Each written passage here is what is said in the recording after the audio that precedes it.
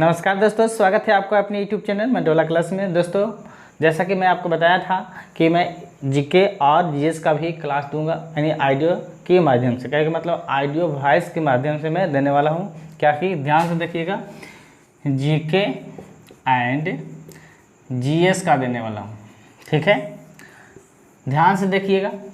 और जो मैं RS अग्रवाल से बुक से जो मैं करा रहा था, यानी रेशियो एंड प्रोपोर्शन का, ठीक है, एंड 12.A का मैं ख़त्म कर दिया था और 12.B का मैं पार्ट 1 डाल दिया हूँ। अगर वो वीडियो नहीं देखें, कृपया वीडियो के प्लेलिस्ट में जाकर देख लीजिएगा। अगर आप हमारे इस चैनल पर नए हैं तो कृपया हमारे इस चैनल को सब्सक्राइब कर दीजिएगा और लाइक भी कर दीजिएगा। मन है तो दोस्तों के साथ शेयर भी कर दीजिएगा। तो मैं आज क्या बताने वाला हूँ, जीके एंड जीएस का। तो एक क्लास मैं जल्दी ही स्टार्ट करने वाला हूँ। तो ज़्यादा समय न लेते हुए इस वीडियो को चालू करते हैं। ध्यान से देखिएगा और फिर हमें बताइएगा कि आपको वीडियो कैसा लगा, ठीक है। तो चलते शुरू करते हैं। आज का जो पहला क्वेश्चन क्या कहता है, ध्यान से समझिएगा। यह भारतीय इतिहास का क्वेश्चन है, सिंधु घाटी सभ्यता से। यह ऑब्जेक्टिव क्वेश्चन रहेगा और फिर इसके बाद फिर वन लीनियर क्वेश्चन भी देंगे। तो ध्यान से समझिएगा। सब्जेक्टिव क्वेश्चन मैं नहीं बताने वाला हूँ, यहाँ सिर्फ ऑब्जेक्टिव क्वेश्चन ही बताऊँगा, ठीक है। सब्जेक्टिव जब क्वेश्चन बताऊंगा तब मैं बता दूंगा। अब चलिए देख लीजिए, पहला क्वेश्चन क्या कहता है कि पूरा प्रशांत काल में आदि मानव के मनोरंजन का साधन था। तो क्या है, 4 ऑप्शन दिए गए हैं और ऑप्शन बताइए, ध्यान से समझिएगा, क्योंकि इसका करेक्ट आंसर हो जाएगा शिकार।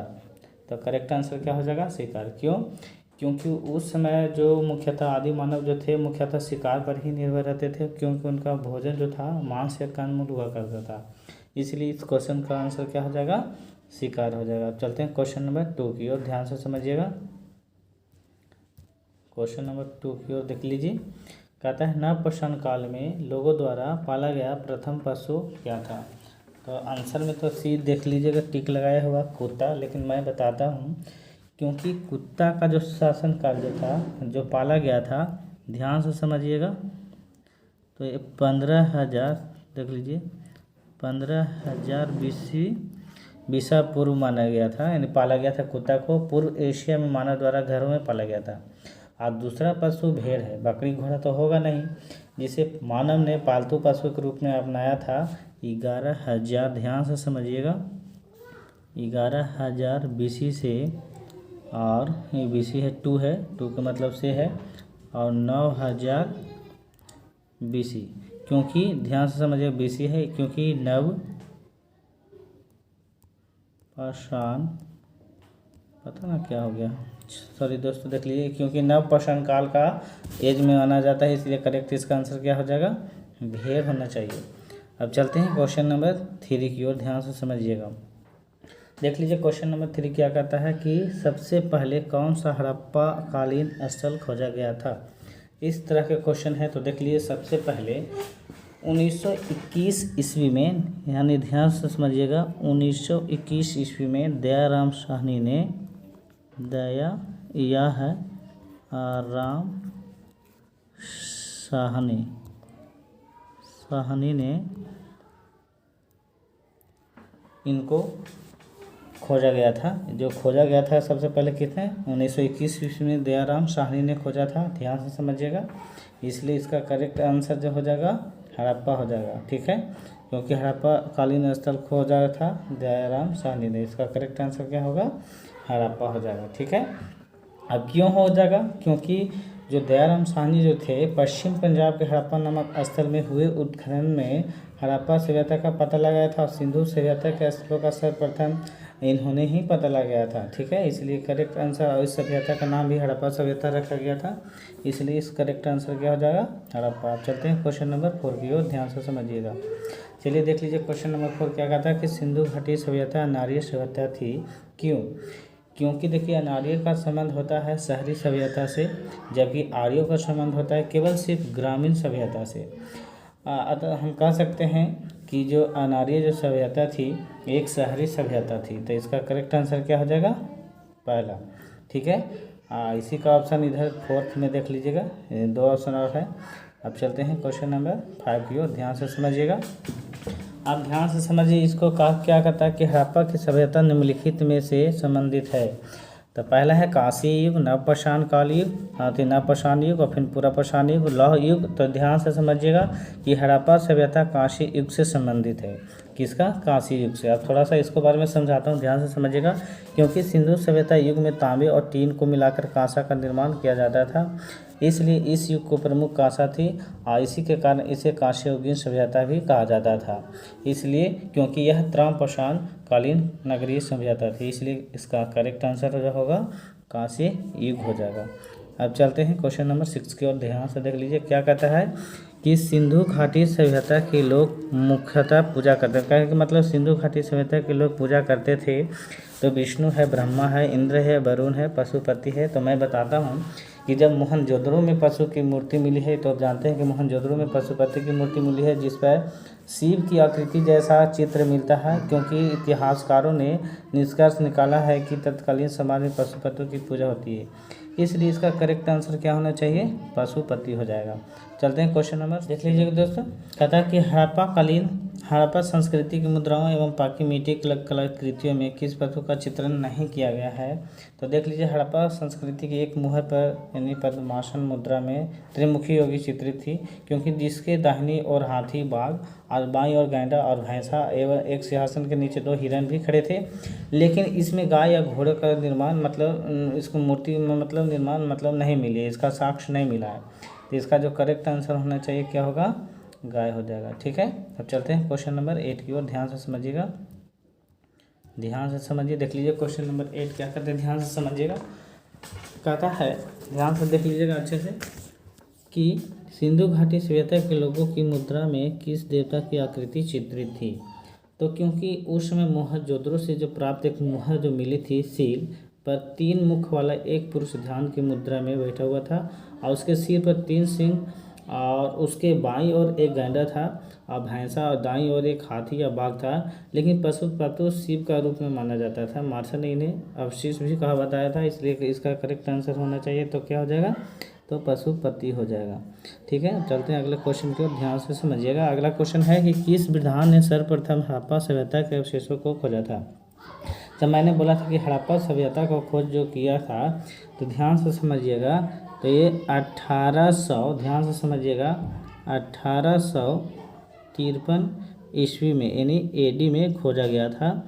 और किसने किए थे? एक कनिंघम ने खोजा था। ठीक है, तो इसका जो करेक्ट आंसर हो जाएगा कौन हो जाएगा? C हो जाएगा। कितना ईस्वी में? इतना ईस्वी में। अब चलते हैं क्वेश्चन नंबर 10 की ओर। कहता है भारतीय सभ्यता से जुड़ा कौन सा नाम है? ध्यान से समझिएगा, क्योंकि भारतीय सभ्यता से जुड़ा किसका नाम है? तो ध्यान रखिएगा कि सर अलेक्जेंडर कनिंघम भारतीय पुरातत्व के जनक हैं, इसलिए इसका करेक्ट आंसर कौन हो जाएगा? C हो जाएगा। अब चलते हैं अगले क्वेश्चन की ओर। इसी प्रकार से आप देखते रहिए। अगर क्वेश्चन मतलब अगर वीडियो अच्छा लगता है तो कृपया वीडियो को लाइक कीजिए, सब्सक्राइब कीजिए और दोस्तों के साथ शेयर कीजिएगा। यह ग्रुप D के लिए बहुत ही इंपॉर्टेंट क्वेश्चन है। तो देख लीजिए अगला क्वेश्चन है, सिंधु घाटी की सभ्यता और वैदिक सभ्यता में प्रमुख अंतर क्या थी? तो याद रखना कि पहला तो नगरीय था, जबकि दूसरे क्या थे? ग्रामीण थी। तो इसका करेक्ट आंसर कौन हो जाएगा? A हो जाएगा। क्योंकि सिंधु घाटी सभ्यता का शासन का जो काल था, ध्यान से समझिएगा, ये 2500 यानी ईस्वी से, यानी कहे का मतलब है AD से, ध्यान से समझना है। और कहाँ से? 2500 ईस्वी से था 1750, ध्यान से समझिएगा, 1750 AD। तो यही याद रखिए कि सिंधु घाटी के सभ्यता का शासनकाल पूछेगा तो 2500 ईस्वी से 1750 ईस्वी तक। ठीक है, अब चलते हैं अगले क्वेश्चन की ओर। ध्यान से समझिएगा।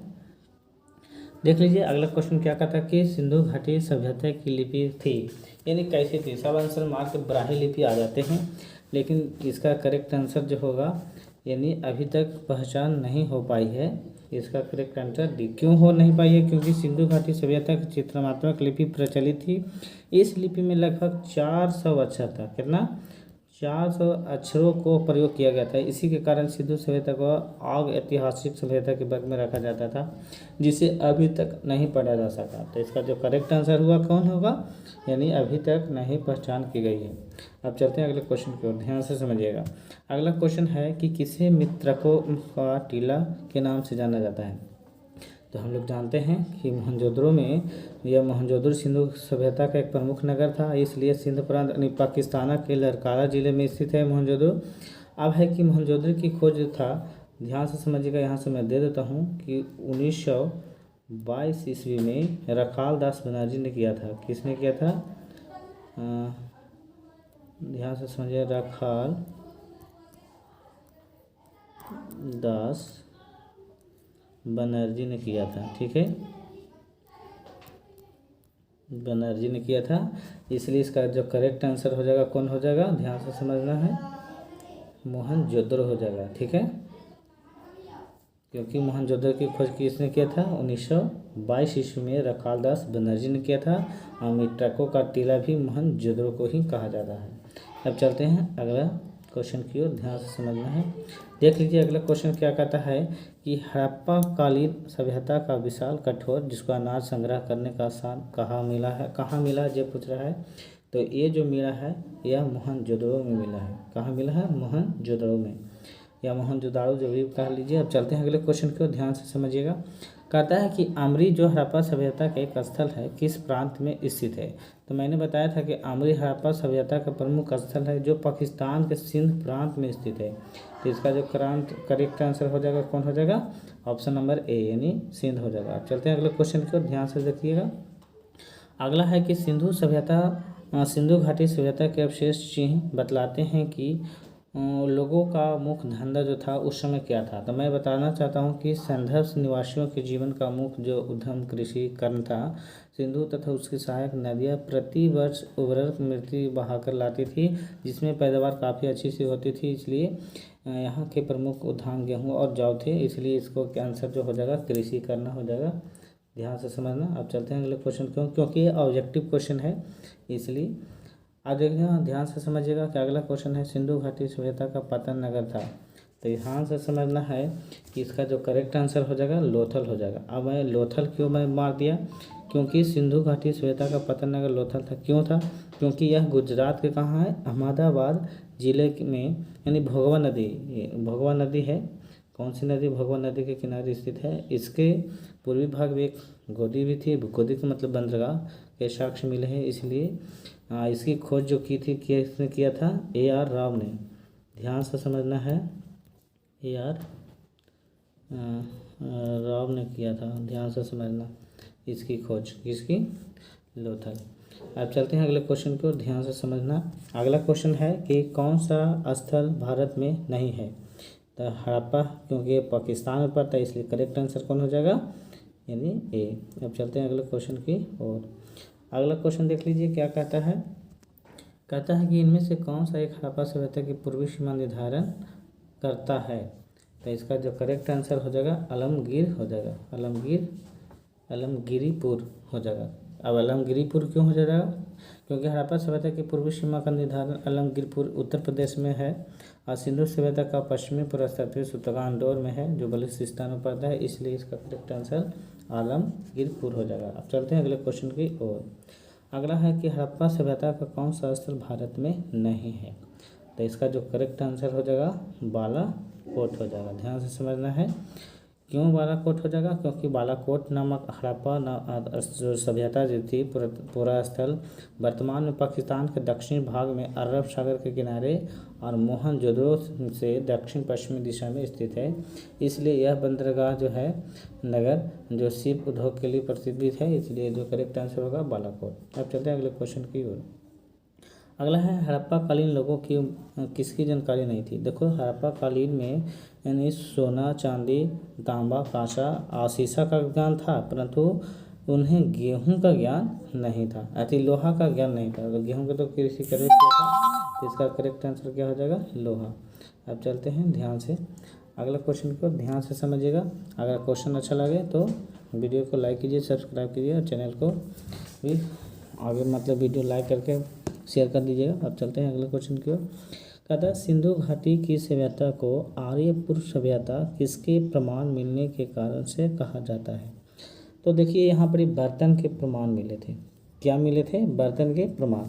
अब इसको बाद में थोड़ा सा मैं समझाना चाहता हूँ कि सिंधु घाटी की सभ्यता में प्राप्त मृद भांडों, जिसको मिट्टी के बर्तन बोलते हैं, उसी को मृद भांड बोलते हैं, के आधार पर इस सभ्यता को आर्यपुर सभ्यता कहा जाता था, क्योंकि ऋग वैदिक कालिक में मृद भांडों में काले एवं लाल मृद भांडों का या की प्रावधान थी, जबकि सिंधु सभ्यता में भिन्न भिन्न प्रकार के मृद भांड मिले थे, यानी बर्तन मिले थे, इसलिए इसका करेक्ट आंसर बर्तन हो जाएगी।